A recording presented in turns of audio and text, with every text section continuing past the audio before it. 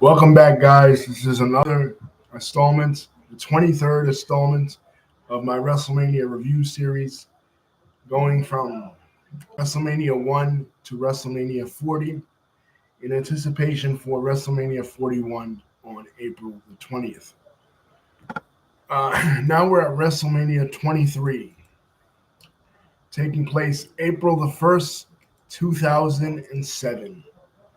And this is the WrestleMania that includes Donald J. Trump, the 45th and 47th president of the United States of America. But before he became the president, he was here at WrestleMania. As you guys know, this isn't the first time we mentioned him on this series. He hosted WrestleManias 4 and 5 back in 1988 and 1989, respectively, at the Trump Plaza. But here, he is participating in a match, kind of, as a cornerman. He will be cornering his man, Bobby Lashley, who's an up-and-coming star on the SmackDown brand. And he will be going against Vince McMahon, who will also be cornering another man, Umaga, the Samoan Bulldozer, to the ring. And this whole feud started over the phrase, "You're fired," which was a phrase popularized by Vince McMahon initially on WWE, but used by Donald Trump on his hit TV show, The Apprentice. So Trump claimed that he invented it. McMahon claimed that he invented it. So surprisingly, Donald Trump was invited to WWE, and each guy had their designated wrestler, and the loser would get their head shaved. And Stone Cold Steve Austin, the long rival of Vince McMahon, was the special guest referee for this match. Once again, WWE is returning to the Detroit area. After 20 years of not being in Detroit, WWE has come back to Detroit. Detroit WrestleMania 3 was a record-breaking crowd, 93,173 fans. This was a record-breaking pay-per-view crowd.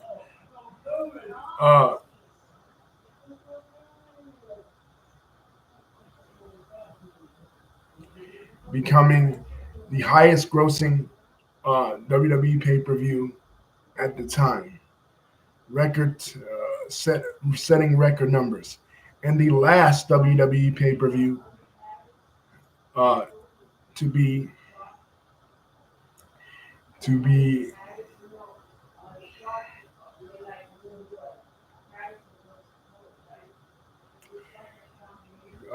designated under 4.3 without HD. So this other WrestleManias after this will be broadcast in HD. This is the last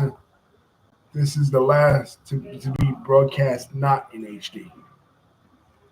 What are some of the other matches going in? Well, the Royal Rumble was won by The Undertaker. This was The Undertaker's first and only Royal Rumble win. He last eliminated Shawn Michaels, setting the stage for what would become 2 years later a rivalry between the two. But he will be going on to take on the Animal, Batista, the World Heavyweight Champion.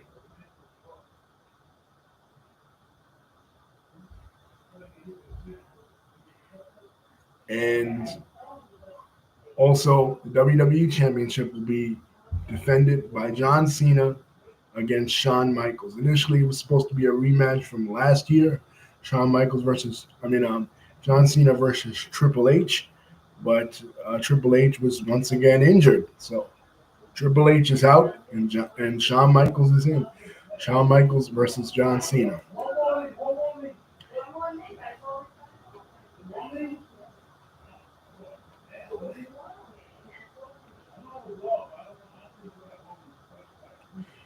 We start off with the dark match. Ric Flair is not on this card, but he is in a dark match. against him and Carlito defeat Gregory Helms and Chavo Guerrero. Now the Money in the Bank ladder match is happening again.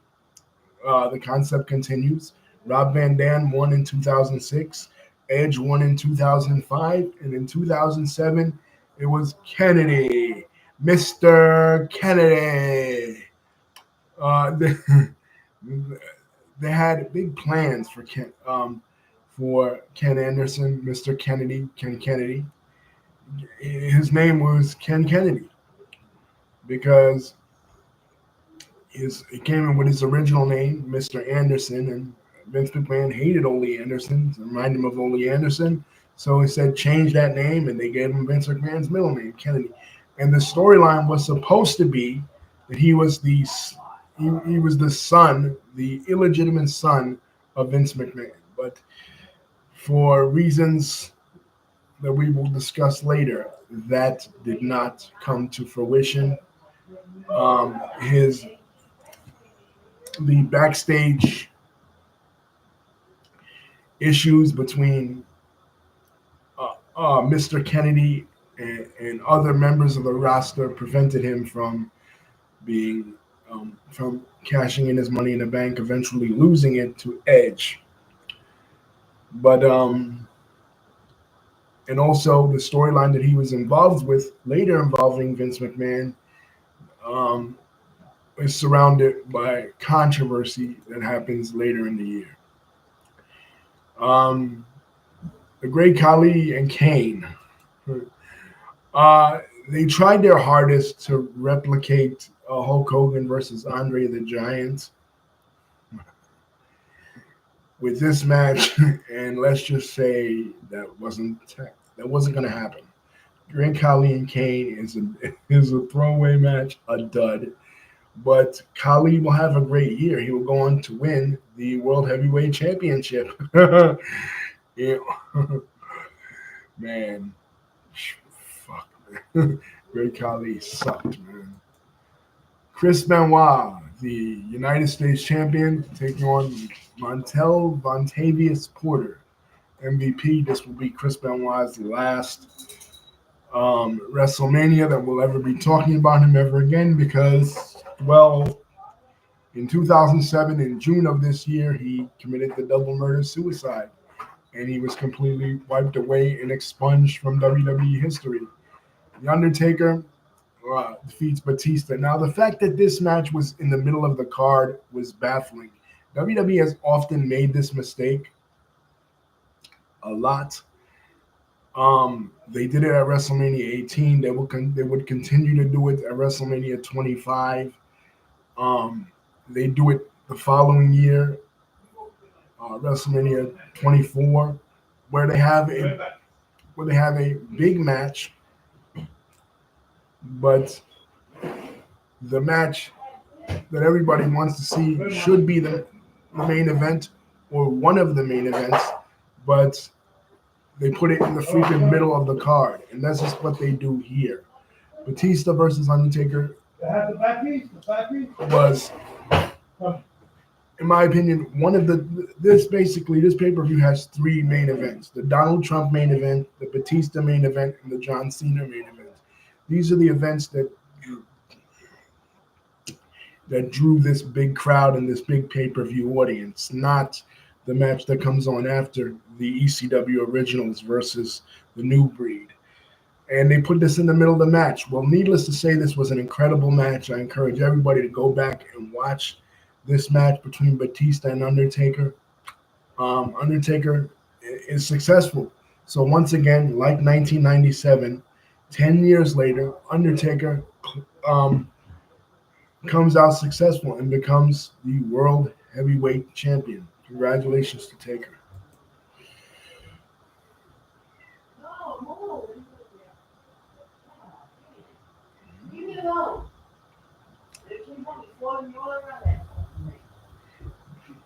The ECW Originals.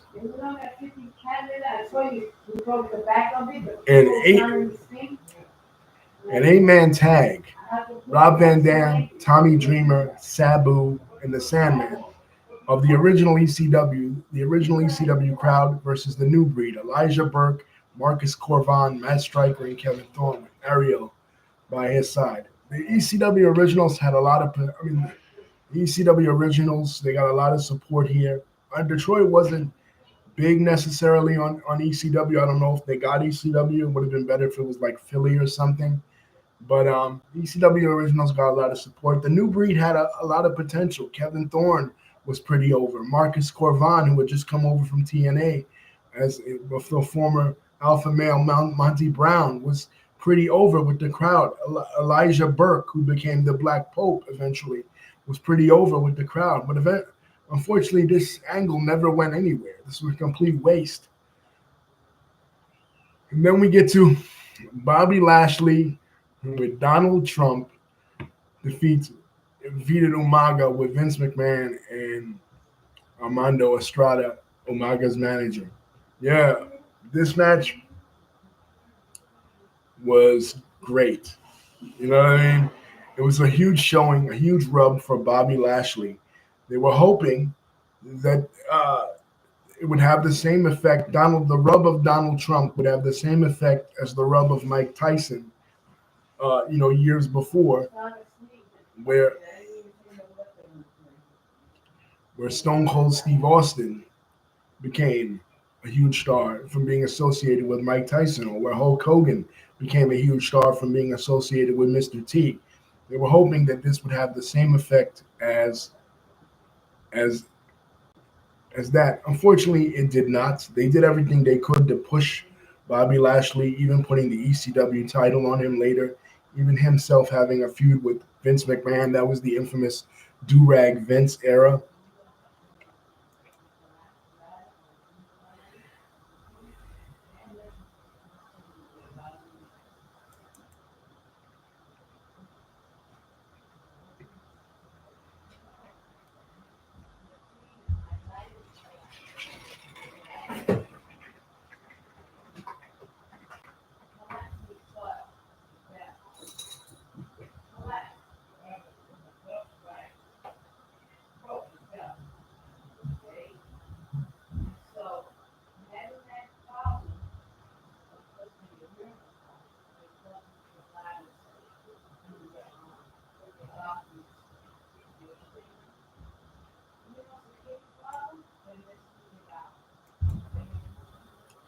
So they went from having a parody Donald Trump taking on Rosie O'Donnell in a match to having the actual real person. And several of the skits were really funny. Like there was this one skit with Trump sitting there, Terror, his attendant is behind him, and the boogeyman is sneaking up behind him. It was funny, man. And it ends with Donald Trump giving Vince McMahon a little bit of a clothesline, then beating up Vince, and then raising his fist in the air like this. Ah! And then you hear Jim Ross, Donald Trump. And he Stone Cold Steve Austin, and Bobby Lashley shaved Vince's head. And Stone Cold Steve Austin proceeds to give Donald Trump one of the worst fucking stunners. Trump didn't know how to take the stunner. He gave him one of the worst fucking stunners I've ever seen in my life. But it was a fun match, man. It was good for what it was. It served its purpose in a way, and that was to promote Bobby Lashley. And Bobby Lashley could have had it all, man, but he chose to walk away from WWE not too long after this.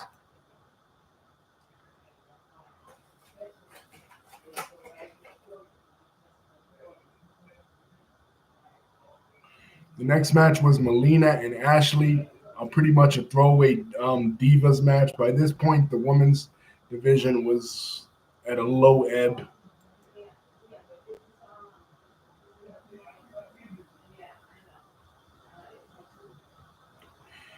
John Cena's entrance at WrestleMania 23, driving the Ford Mustang.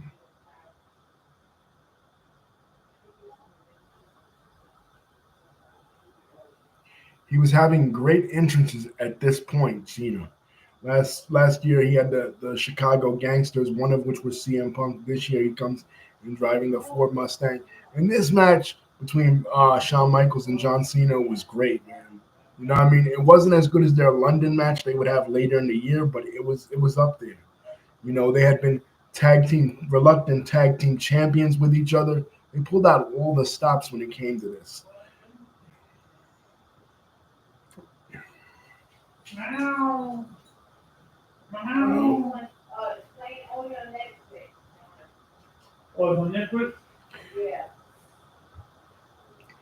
So Cena is victorious, but unfortunately, the feud wouldn't end there. But by the end of 2007, Cena was out with an injury, and that was one of the things that prevented King Kennedy's rise as well. So Cena's injury.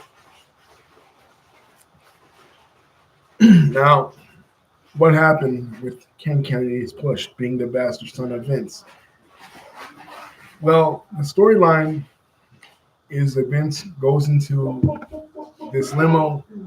The limo blows up, and it's the death of Mr. McMahon. Now, some people, it was announced on the website, so some people thought, "Oh, this isn't kayfabe. This is real, right?" uh, they said. Even Trump himself, he called WWE offices and he said, I heard Vince just died in an explosion. Is this true? No. you know, kind of makes him look dumb, but anyway.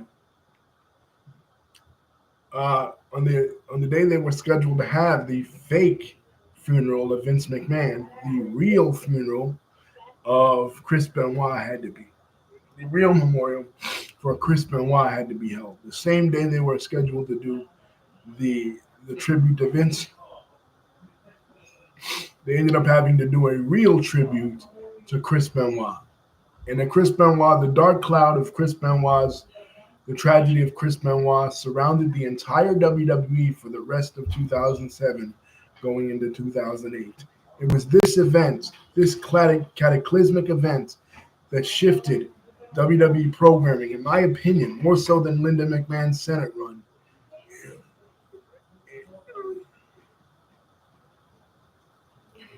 It shifted WWE from the ruthless aggression era to the PG era because WWE, with the death of both Eddie Guerrero and Chris Benoit, WWE was spooked.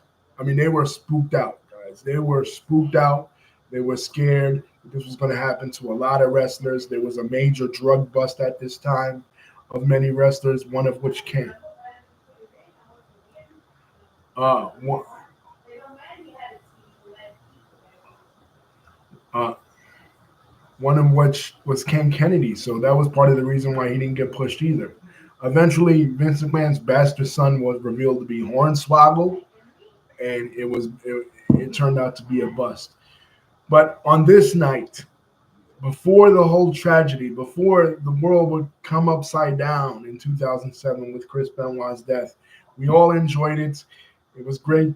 Cena versus Michaels and Batista versus Undertaker, two big main events. And Donald Trump, who would have known what that young man Donald Trump would become in the future, right? uh, 9 years later, this guy would be running for president of the United States and defeat Hillary Clinton in a shocking election. And then 4 years after that, come back and defeat Kamala Harris in another shocking election. We didn't know, man. We didn't know. But that was the end. That was WrestleMania 23, 2007. I apologize, guys, if these reviews are getting a lot shorter. It's just that I don't really, as we get closer and closer, I assume I don't have to go into much detail as we get closer and closer to the modern era because you guys have pretty much, I'm sure, seen a lot of these WrestleManias.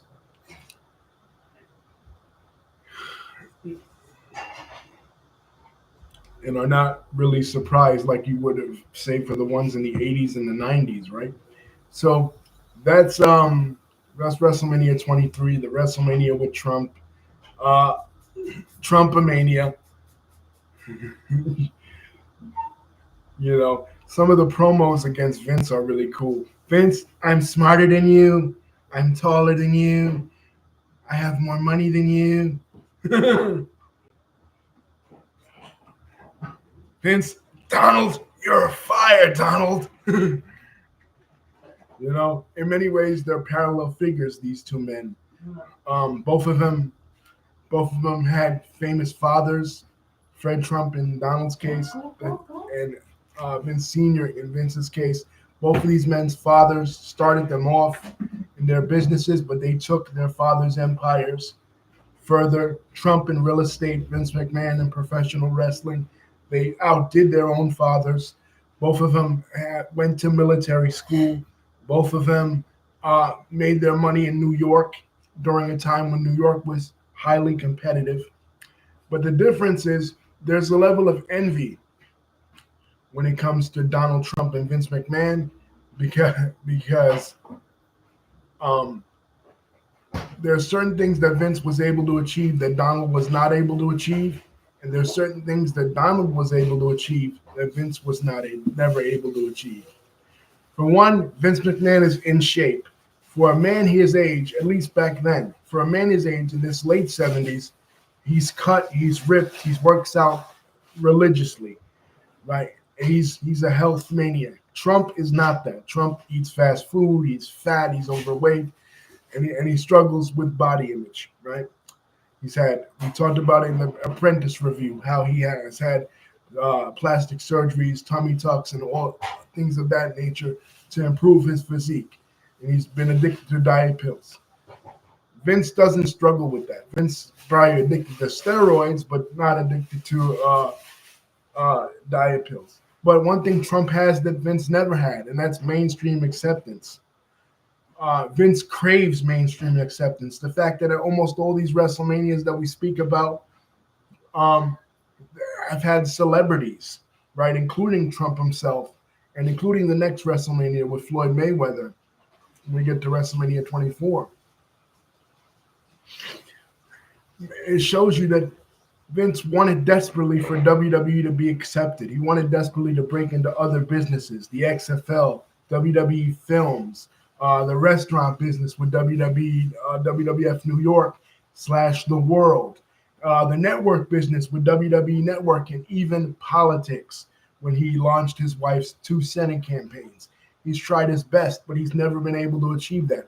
Trump, on the other hand, has been able to achieve that. He achieved the biggest accolade that anybody can achieve by becoming not once but twice the leader of the free world. Um, Vince can only dream of that, just like Trump can only dream of being as in shape as Vince is. So one guy craves physical fitness, one guy craves to be perceived as an alpha male, the way that Vince is. Trump is not an alpha male. Trump wants to be an alpha male. He pretends to be an alpha male, but he's not that. He gives off beta male energy, Trump, despite what the MAGA supporters say. And Vince gives off alpha energy, but Vince craves social relevancy that Trump has, and each one wants what the other one has. So as much as they have in common, they are vastly different in their approaches. So that's how I see this rivalry between Trump and Vince McMahon. But overall, it's a real fun WrestleMania, guys. I give this WrestleMania a C, a C, a B plus. The only takeaway was the placement of the Undertaker match. I wish it had been closer to the end. And that's it, man. That's WrestleMania 23. Now we're on to Orlando, Florida.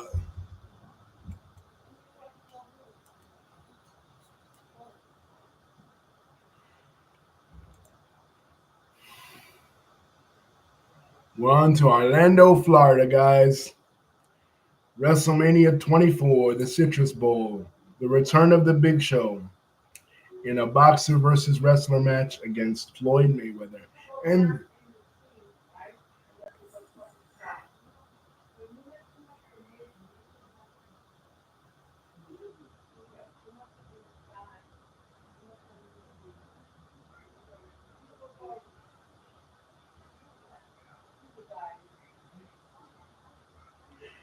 And the return of John Cena. Dun, dun, dun, dun. John Cena will return at the Royal Rumble in Madison Square Garden. I wasn't there.